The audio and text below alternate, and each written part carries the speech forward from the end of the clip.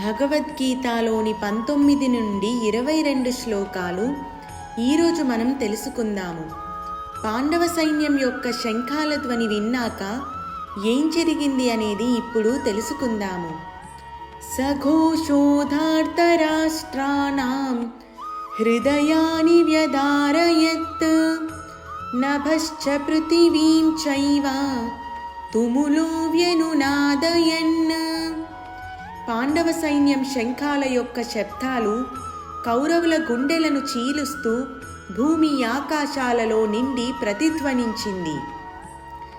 అథ వ్యవస్థితాన్ దృష్ట్వా ధార్తరాష్ట్రాన్ కపిధ్వజః ప్రవృత్తే శస్త్ర సంపాతే ధనురుద్యమ్య పాండవః హృషీకేశం తదా వాక్యం ఇదమాహ మహీపతే.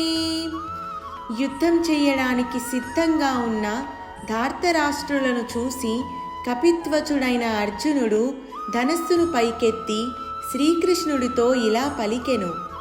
సేనయోరుభయోర్మధ్యే రథం స్థాపయమేచ్యుత యావదేతాన్నిరీక్షేహం యోద్ధుకామానవస్థితాన్ కైర్మయా సహ యోద్ధవ్యం అస్మిన్ రణసముద్యమే.